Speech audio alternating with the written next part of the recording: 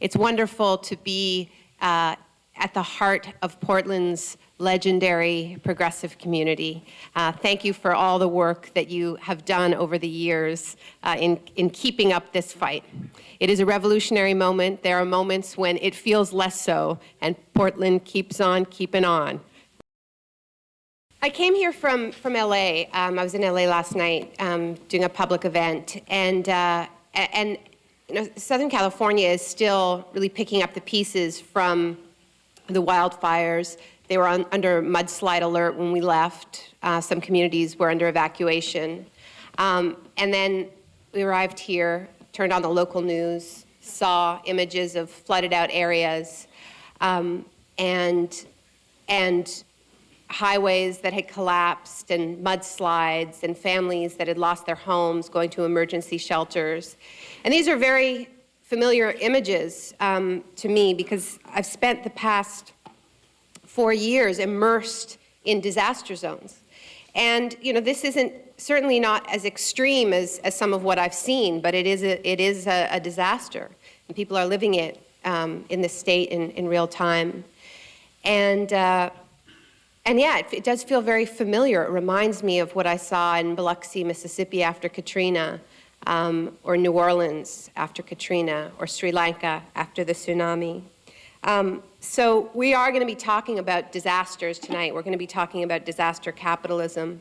And it seems to me that it is only appropriate for us to begin this discussion by thinking about these disasters unfolding in this region, in other parts of the country, around the world, whether Tabasco, Mexico, Bangladesh.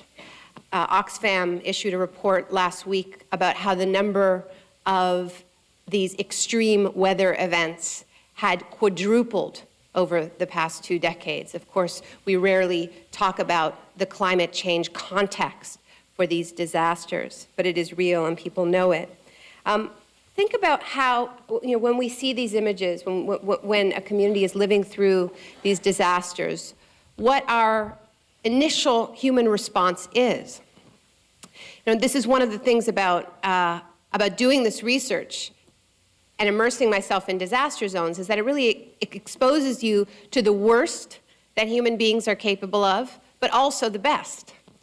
Because the initial human response to a disaster is not to exploit it for personal gain. That's not what most people want to do. What most people want to do is they want to help. When they see it on television, far away, they want to help. That was the response to the tsunami. That was the response to Katrina. That's been the response in this state. And inside the communities themselves, as they are living these crises, people help each other. They help their neighbors. I mean, this is one of the great lies of the response in New Orleans to Katrina. You know, all we heard about was the looting. And people were so outraged about that when we were there, because in fact there were just hundreds, thousands of stories of the communities coming together and people risking their lives to save each other. And that's what people want to do. And when you go to talk to people who have just lost so much, what they want to do is they want to pick up the pieces, and they want to repair. And they also want to do better. They want to build something better than what they had before. But the idea that they can't participate in these decisions because they're somehow too traumatized or too victimized is a myth. In fact, people show incredible resilience and strength in the face of disasters. I mean, I met a woman in Sri Lanka who was 9 months pregnant when the tsunami hit. Her name is Renuka. I write about her in the book. She had 2 kids and 9 months pregnant, and she saw the wave coming, and she ran with, you know, the superhuman strength and saved her 2 kids and saved herself, and then proceeded to try to rebuild her community. So people are capable of enormous amounts. How we respond to crisis really is a choice. And you know, the message that I have is not one that we are inevitably exploited in the face of a disaster. There are choices at all of these junctures, and I think we need to remember that. But this phenomenon that I'm calling disaster capitalism is really the opposite of that initial human response that we've all felt. We want to come together. We want to help. We want to repair. We want to rebuild. We want to check and see who's around and what's around and how we can turn this into something better. What disaster capitalists see in a crisis is really the opposite of that. They see this phrase that comes up over and over again in the book, in this research, a blank slate, a clean sheet. They somehow confuse rubble with renewal. And there is this idea, and I saw this in New Orleans just 10 days after the levees broke, meeting lobbyists and local politicians, and that famous quote from Richard Baker, the Republican congressman, who said, "We couldn't clean out New Orleans housing projects, but God did." That's what he saw. He saw an act of cleansing. You know, and I am in a church, so I would be remiss if I didn't go back to the source of so many of these ideas of great cleansings and ruptures and raptures and floods. This is a deep part of our Judeo-Christian mythology. This idea that, I don't really like the world as it is, so bring it on, right? Let's have a huge flood, and then I'll grab a few of my friends, we'll get on a boat, and to hell with all of you. I think that that's actually Dick Cheney's climate change plan, so far as I can tell.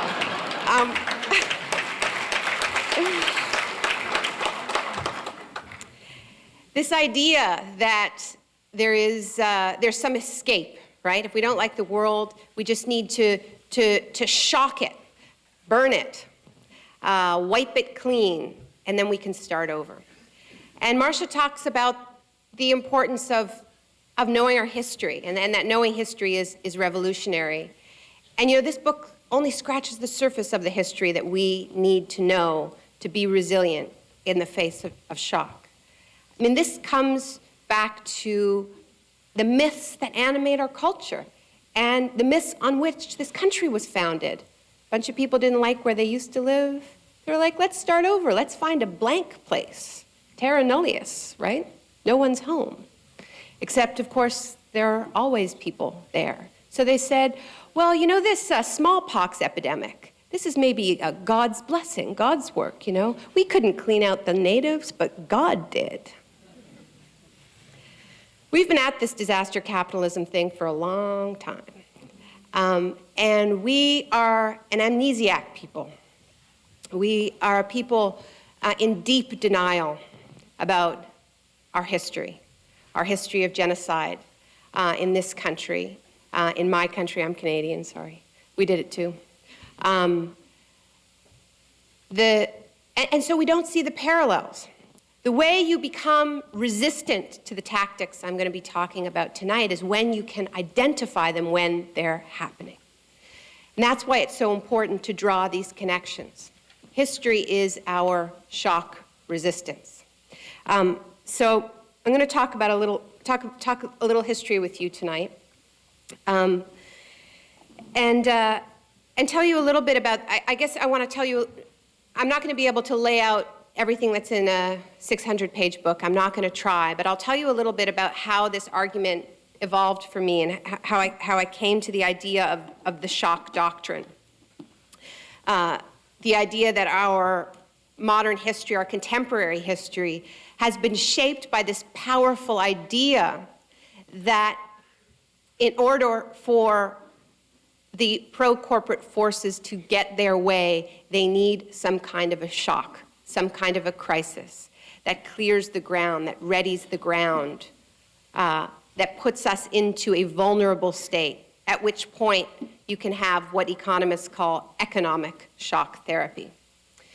That's what the book is arguing. And The origins of this argument for me came out of the experience. Marcia mentioned that the film that Avi and I made in Argentina. We went to Argentina after that country faced a very severe shock.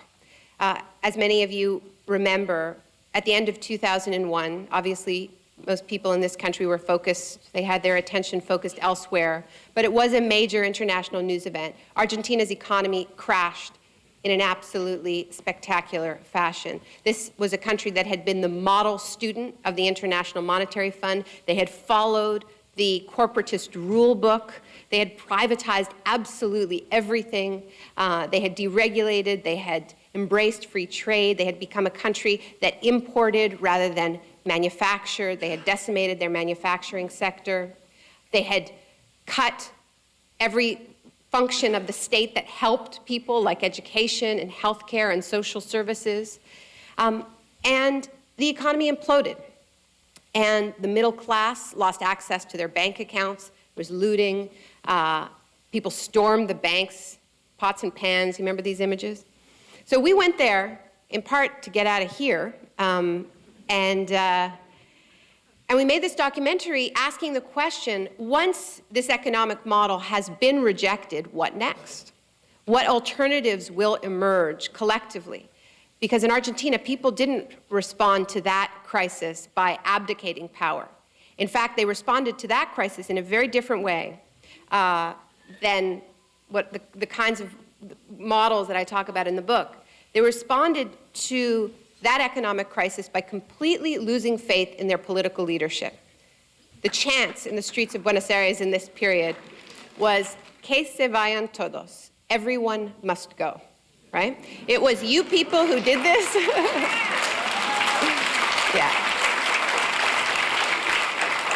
I think they have a lot to teach us, actually. And right before the crisis really peaked, in the crash of the banks, there was already a great deal of disillusionment. And the government was trying to deal with the economic crisis by cutting more and more, imposing a new round of IMF-prescribed austerity measures. And there were federal elections. And the candidate that got the most votes in those elections was a cartoon character named Clemente.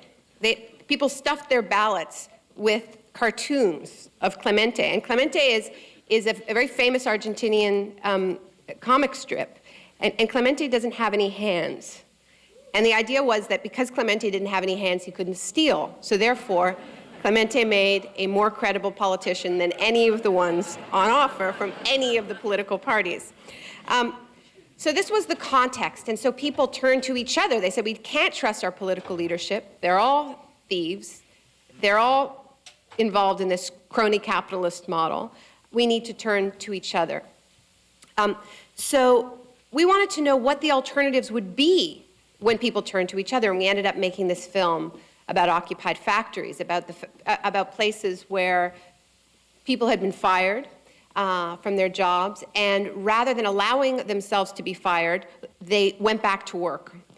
It was the opposite of a strike. If you think about a strike, withholding your labor, this was people unfired themselves, and it's quite interesting because if you think about the traditional tactic of a strike, it's not a very effective tactic if people don't want you to work, right? So the idea was the machines still work, the equipment's still there, we have the skills, we've done this work, we can do it on our own.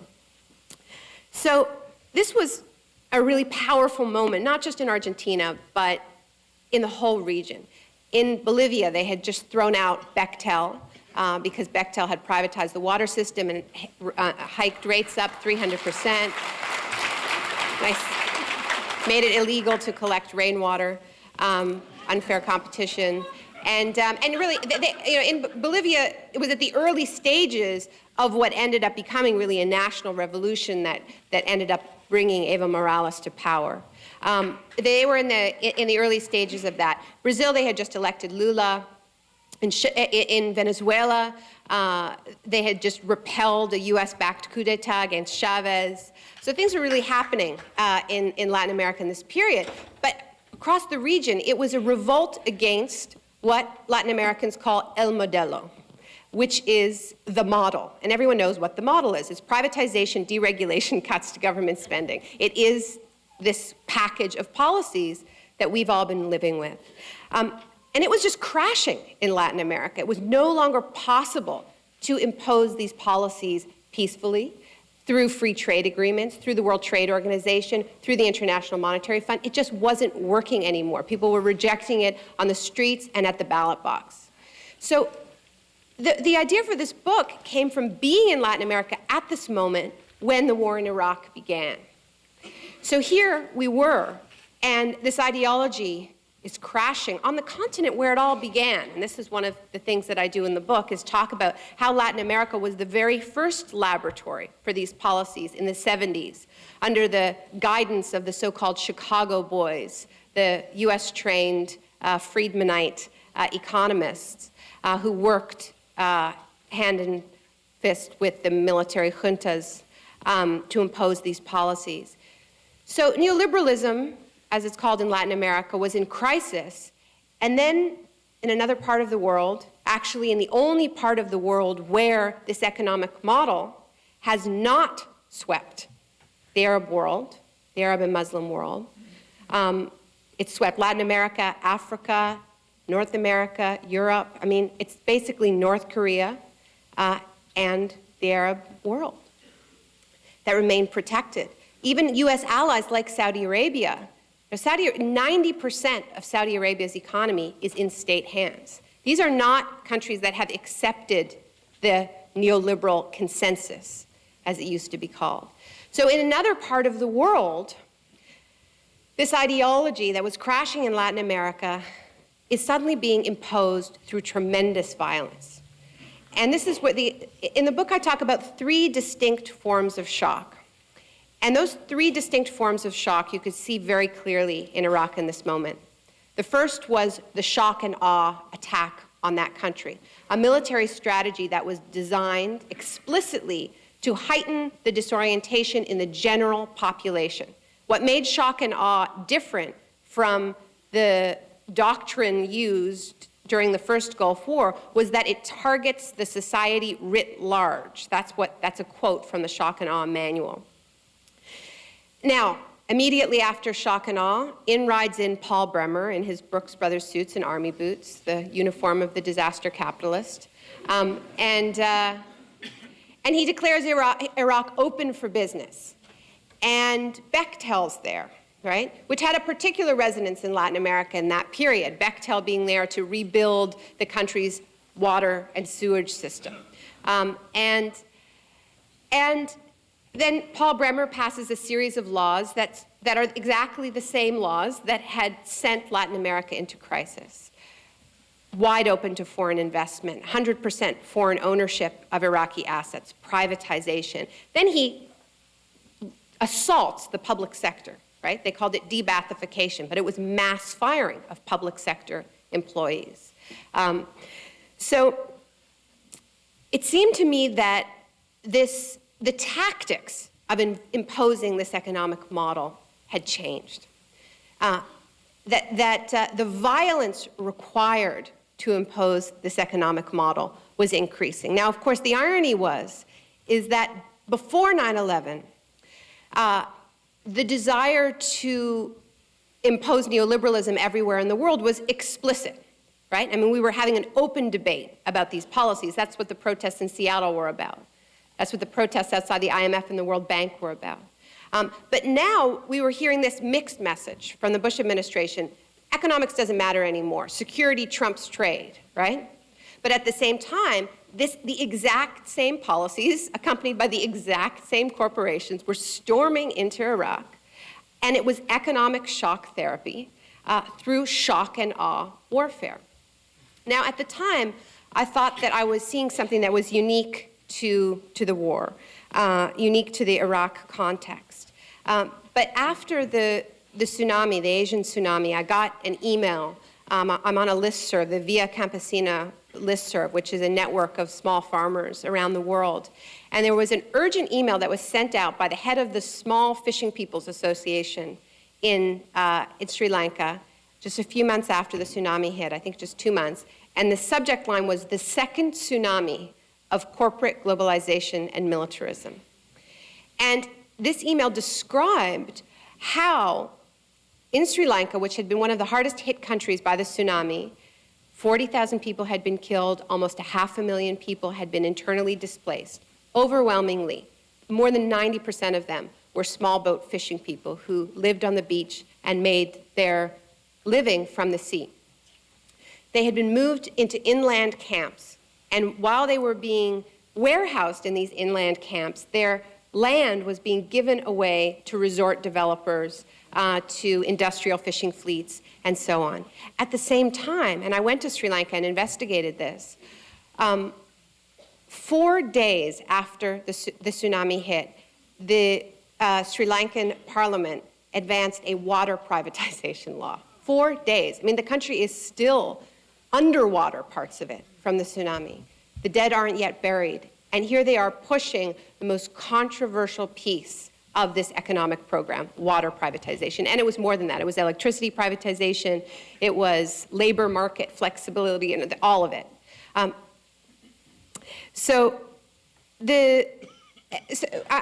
was after that I used the phrase disaster capitalism to describe what I was seeing in an article for The Nation. When the levees broke in New Orleans, what started to happen is that people started to use that phrase almost instantly to describe what was happening to them in real time, when you immediately had this response from lobbyists and Congress people saying, great, we get the housing projects now. We can turn them into condominiums. And we have a document on the website. It's one of the most damning disaster capitalist documents out there, which is the minutes from a meeting that took place at the Heritage Foundation 2 weeks after the levees broke in New Orleans. The subject, that heading, is 32 free market solutions for Hurricane Katrina. And these are the minutes from a meeting that was attended by the Republican Study Group, as well as a network of representatives from all the big right-wing think tanks in Washington, hosted by Heritage. And they came up with their wish list. What do you think was on it?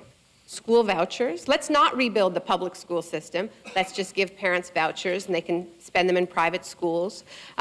Repealing Davis-Bacon, the law that required that contractors pay the prevailing wage. New oil refineries. Drilling in the Arctic National Wildlife Reserve.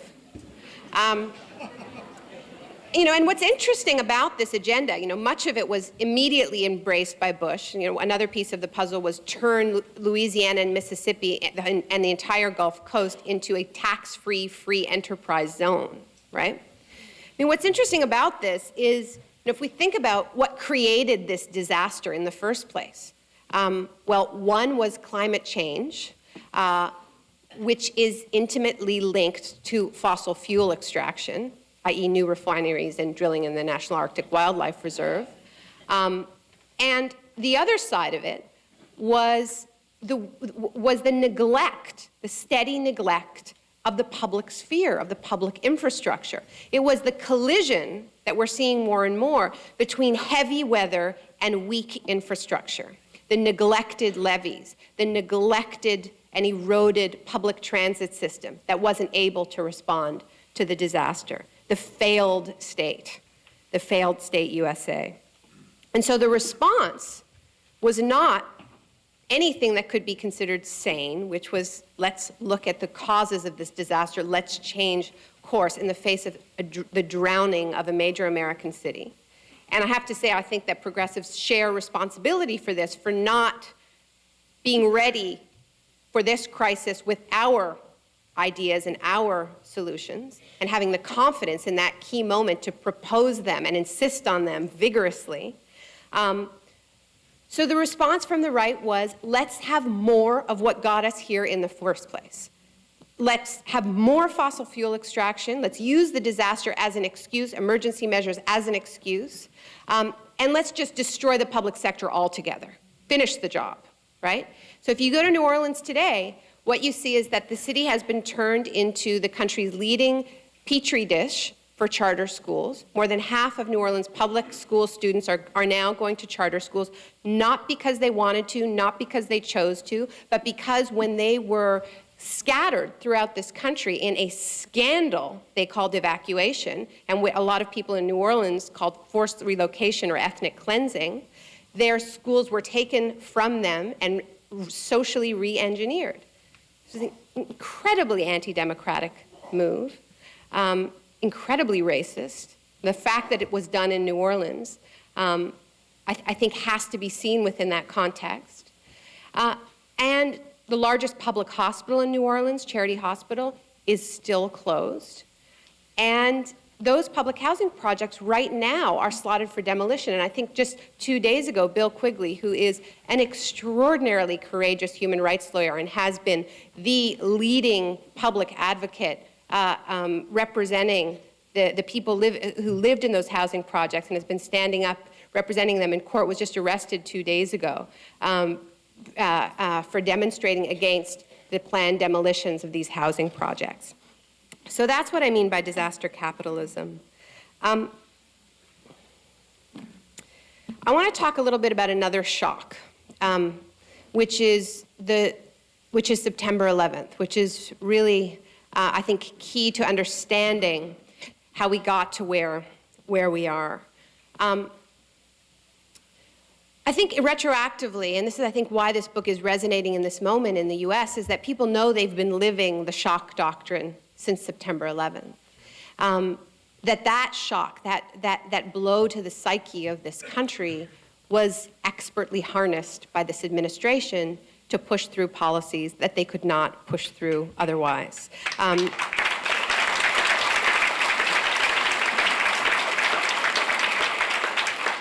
So I want to talk a little bit about, just because I don't really actually have time to go through the historical material that's in the book. The book is actually mostly about how this doctrine has been used in other countries and looking at how September 11th represented, in a sense, a homecoming, where this ideology that was imposed in Chile on September 11th, 1973, with the overthrow of Allende, and then the descending of the Chicago Boys, and Milton Friedman, who used the phrase shock treatment in his letter to Augusto Pinochet, saying you should follow this shock with economic shock treatment, and then it was enforced with a third shock, a shock to bodies, the shock of torture. That was the third shock that I didn't get to before. I look at all of these key junctures, how the Tiananmen Square massacre was harnessed by the Communist Party in China to become the super capitalist party that they are today. That act of terror created the context that allowed China to be turned into the sweatshop to the world. It so terrorized the workforce, sent that message of raw terror. And we don't talk about these events within an economic context. We talk about them through a very narrow lens of human rights. And what I'm trying to do in this book is ask the why behind some of these big human rights violations, some of the big human rights violations of our time. And one of the argument in the book is that in so many of these cases, whether it was Latin America in the 70s or China in 1989, we treat these events as if they are simply human rights violations, as if they are the scene of a murder. They're a murder scene. And in fact, what they are, the site of an extraordinarily violent armed robbery. That you need this violence in order to push through the economic policies that loot these countries. And that if you're going to rob a country, you do need to use force. That's why robbers often carry guns and use them sometimes. This is a violent process, but it makes sense. And one of the things that really drives me crazy is when I hear people talk about the Bush administration as incompetent. I don't think that they are incompetent. And nor do I think that Iraq is a disaster. Nor do I think the war on terror is a disaster. Not for everyone. So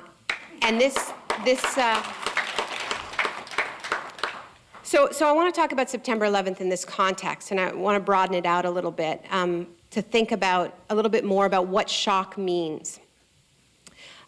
Shock we use the phrase fairly lightly. We say we're in a state of shock. We don't really describe what that means. A shock is a response to an event that we can't assimilate. It's an event that seems to come out of nowhere, and it is a rupture in our story. Now, that can be on an individual level. It can be a terrible loss that surprises us and shocks us, and we lose our narrative. We lose a sense of who we are in the world, and we've all seen that, and many of us have experienced that directly. We know that state of shock. It can also happen to us collectively, and many of these events that I'm describing, a hurricane like Katrina, or the tsunami, or a war like a shock and awe attack, or September 11th, what they represent are events that are too big to be assimilated into a national narrative. And the phrase blowback is really important to understand in this context. 9/11 was a classic case of blowback.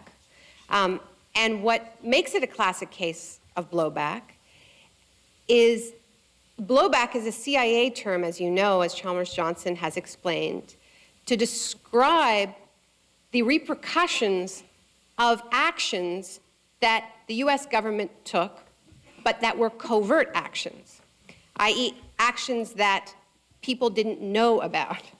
By their very nature, they were covert. So when there is blowback from those actions, when there are ramifications from those actions, they seem to come out of nowhere because there isn't a context in which to place them. So the ramifications from those actions are particularly shocking. They are particularly surprising. So if we think about the collective responses to 9/11, it came from nowhere. Why do they hate us? Who are these people? It was the feelings of classic disorientation, an event that seemed to come out of nowhere. So shock is the gap that opens up between an event and our collective story. And our collective story is our history, right? It is the gap that opens up between our collective narrative. And when that gap opens up, we are very, very vulnerable. So if we think about what people wanted to do in that moment, what was the natural impulse? It was actually to gather. People wanted to talk. They wanted to talk to their neighbors. They wanted to assimilate that event. They wanted to close the gap between event and story. Because we humans need story, right? It's primal. And seeing as we are in a place of story, I thought I would mention that. And so people gathered, they talked, they went online, they went to bookstores, they went to libraries, and they desperately sought to fill that gap. So what did the Bush administration say? Go shopping, right? Which is the most isolating thing you can do. It's the opposite of that impulse to gather collectively and make sense of something together. You don't actually rebuild your story by going to Macy's. And the other thing that we heard was that impulse to look at history and try to contextualize this event, was to try to rationalize that event, right? That the very impulse of trying to understand, of reading Chomsky and understanding that the CIA had funded the Mujahideen in Afghanistan, that was an exercise in rationalization, not understanding. And to rationalize was to sympathize, and to sympathize was essentially to be a terrorist because you're either with us or you're against us, right? So we heard something else, which was actually history doesn't matter anymore. In fact, the message of 9/11 is that there is a new beginning point. We are year zero, right? And we started to hear these phrases, 9/11 changed everything, right? There was a headline in a Canadian newspaper on September the 12th, which was globalization is so yesterday, right? All that economics talk that you were doing, all of that is so yesterday. That's all pre-9/11 thinking, right? So our whole economic and political analysis that predated September 11th was just banished, no longer useful. We were reborn. We were a blank slate. And because we need stories, because this is such a human impulse, we were particularly receptive when news stories were handed down to us with nice little bows tied around them, like axis of evil and clash of civilizations and the war against Islamofascism, with lots of help from the media, who also don't like to be without a story for very long, seeing as they are the official storytellers of our culture. So they were happy. Our mainstream journalists were happy to parrot these new narratives, these insta-narratives. Now, we know what the Bush administration did with the incredible faith that was placed in it in that moment. And one of the classic symptoms of a state of shock is regression. It is that childlike state that opens up. And one of the things I do in the book is I look very closely at the CIA's interrogation manuals, where they describe all their interrogation techniques as a system of inducing regression. And they say that when a prisoner goes into a state of shock, a window opens up, a kind of suspended animation, when they are more likely to comply. And they're more likely to comply because they start to see their interrogator as a father figure. And when I read this, all I could think of was Rudy Giuliani. And I mean, this is what I mean by the fact that we've been living the shock doctrine. We have we remember that regression. Whether we felt it ourselves or we saw it in our friends and relatives, we remember it. And we regret it, most of us regret it, although some of us want to relive it. And that's why Giuliani has a base now. His entire election campaign seems to be, remember when I was your daddy?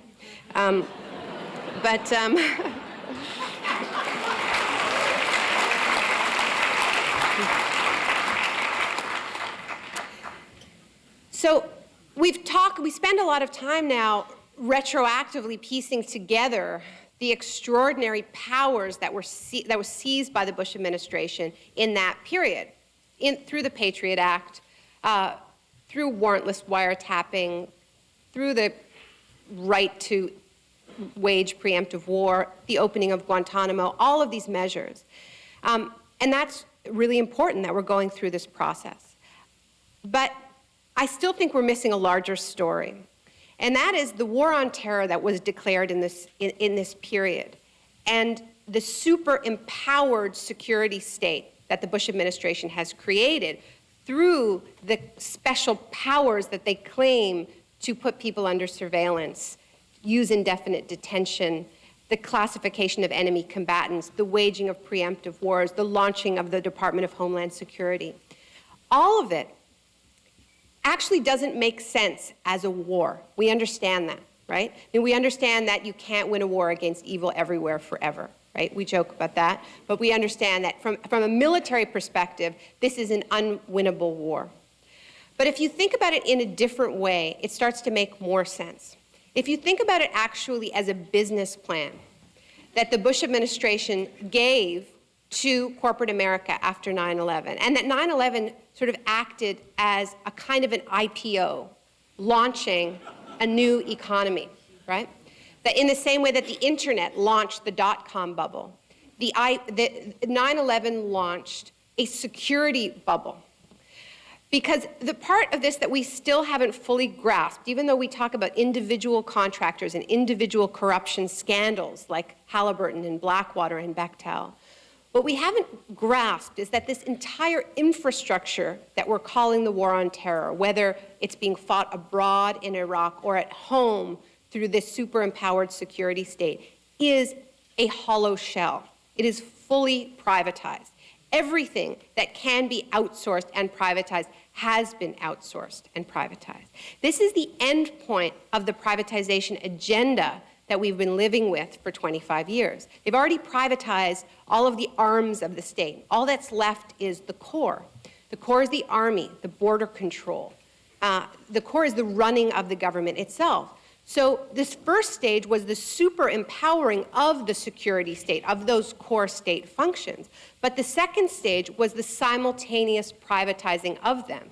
Now, one of the advantages of this is that you actually don't have to debate any of this, because it's all taking place under cover of the war on terror, which is, of course, covered under national security. And the Bush administration had a blank check to wage that war however they wished. So we find out about this in glimpses and bits and pieces retroactively through an individual scandal, through the Blackwater scandal or through the Abu Ghraib scandal, we find out that even prisoner interrogation has been privatized. But we don't get the full picture, and that's the advantage of using shock and crisis to push through these policies. They create states of emergency where democracy can be circumvented and pushed aside. So if you think about it as a military plan, it doesn't make a lot of sense. But as an economic program, it makes a lot of sense. I think what we need to understand is the Bush administration, they're not an administration. They don't administer. They think other people should do that. They've outsourced administering. And the role they have played in the war on terror is not that of an administrator, but that of a venture capitalist, of a deep-pocketed venture capitalist that says, okay, here's your business plan. Here's your market.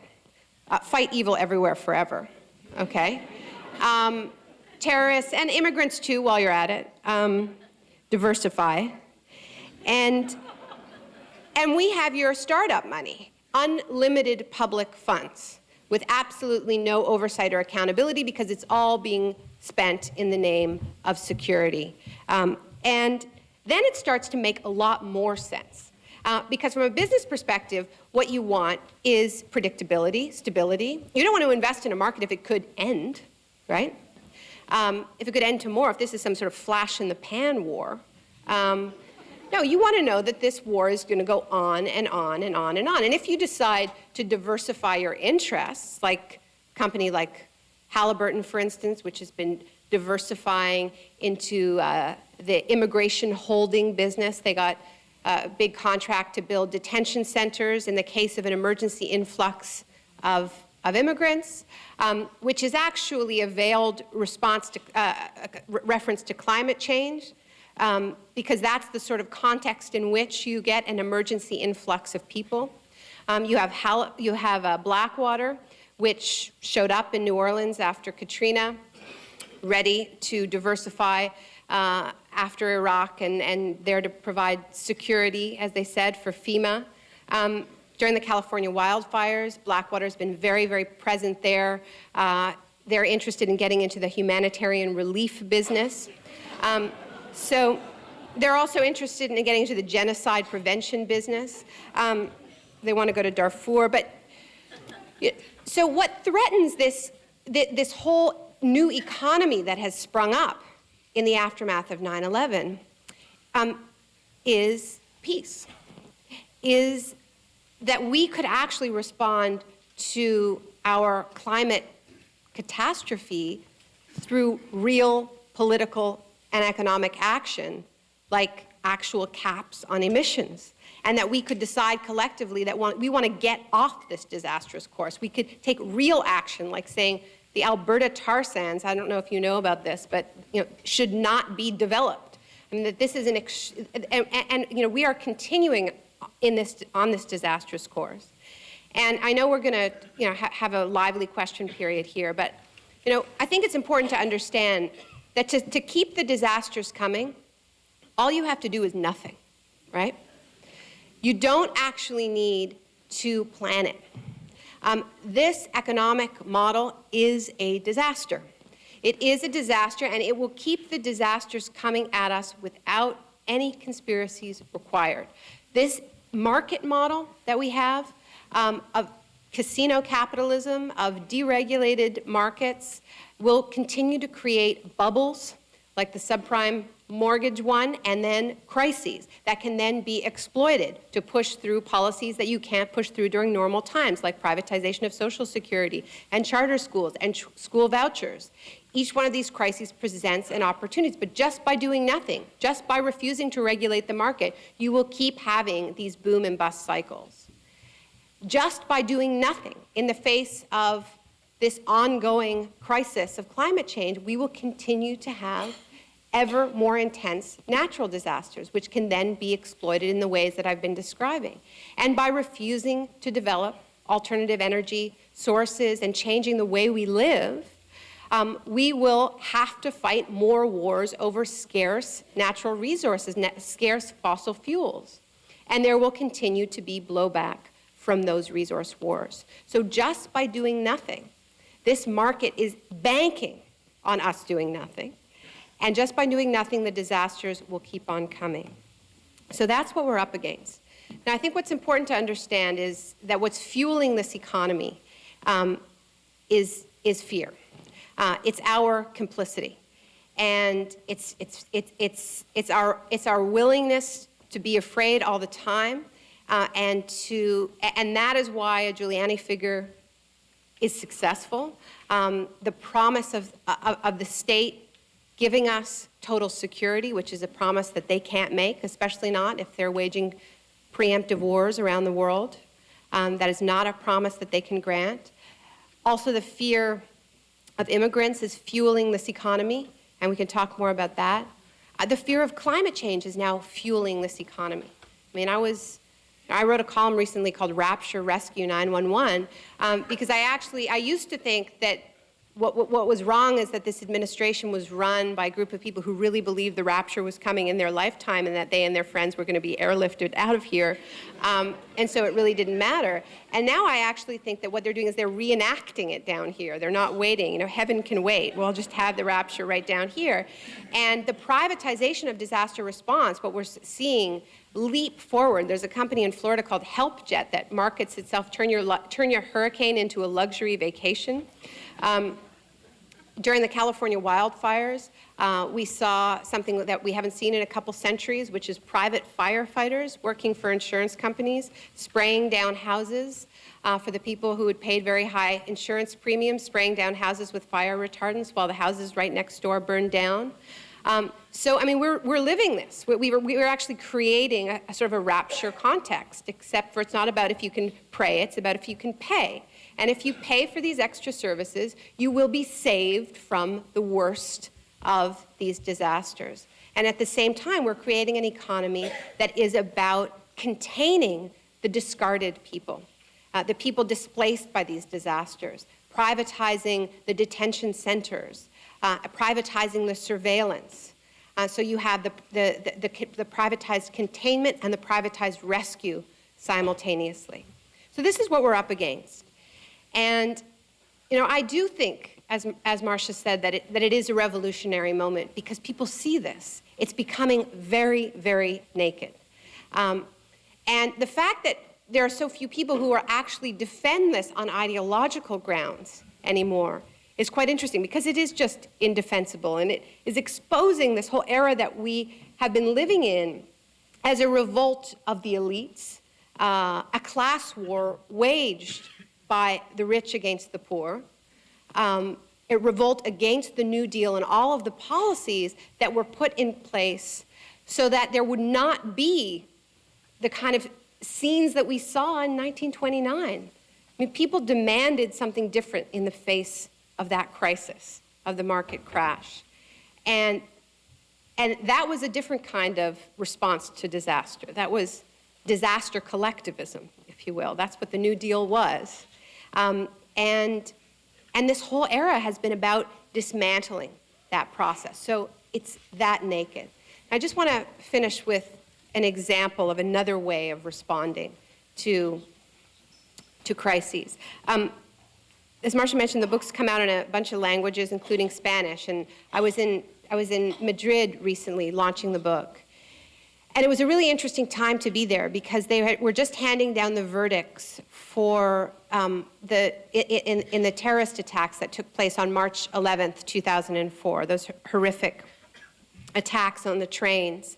And it was really interesting to be there in that moment because, first of all, they had allowed their court system to deal with this terrible crime.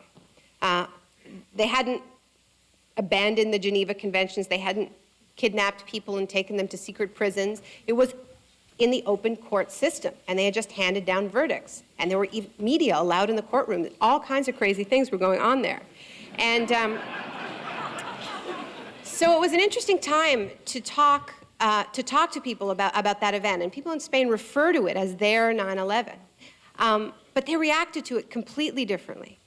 And I just want to remind you, because I think some of you remember and some of you probably don't. The day after those attacks, well, immediately after the attacks, actually, Spain at the time had a very right-wing president named Jose Maria Aznar.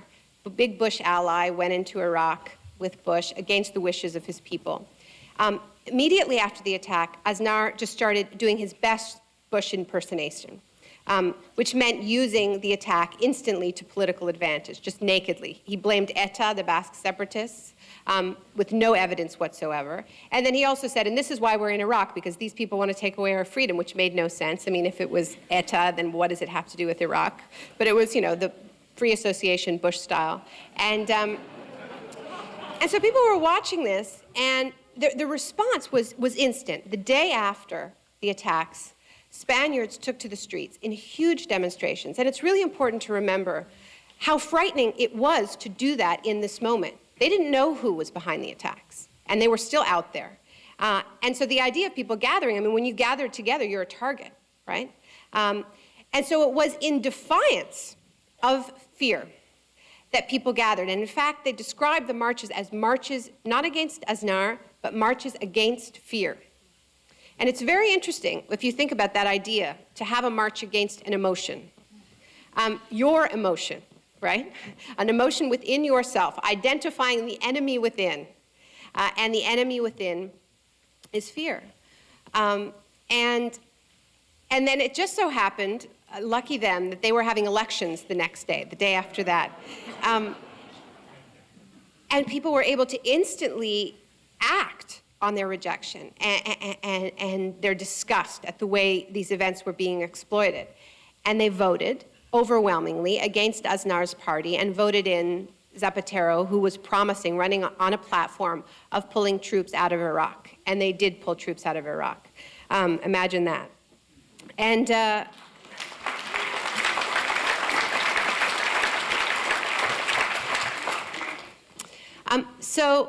So when we were in Spain, I asked a lot of people, why was it that people responded so spontaneously, so without any organization, so powerfully to what Aznar was doing?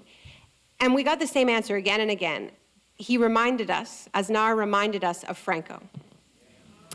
And so what's so interesting about that story, to me, is first of all that they identified fear as their enemy, even though they had every reason to be afraid, right? There is no guarantee. None of us are guaranteed a life without fear. The idea of security is a myth. None of us get it. And they gathered because they knew there was strength in numbers. They knew they would be stronger together than apart. And what allowed them to do this was their collective knowledge of history, their collective metabolizing of a past of terror. And more than that that Spaniards had done the hard work of history, right? That they weren't living with the fairy tale version of history. They were remembering their own complicity, their own collective complicity with the Franco regime, remembering how in an earlier era, they and their parents and grandparents, some of them, had given into that desire for security and given up their democracy in the process. And so because they had done that work of history, they didn't lose their story. They had a story in that moment of crisis. They didn't go into shock. It was shocking, but they didn't go into shock. They had that collective story. And it was history, really, that saved them. So as we think about how we can be shock resistant, we know we can't keep the shocks from coming, but we don't have to regress. We don't have to give in to our fear. We can study history, and that will allow us to recognize patterns instantly. It's our roadmap.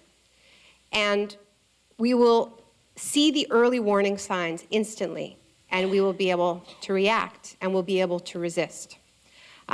So I want to thank you very much. I've talked a long time, but we still have time for questions. History is our story. It's our shock resistance. So thank you for remembering a little bit with me tonight.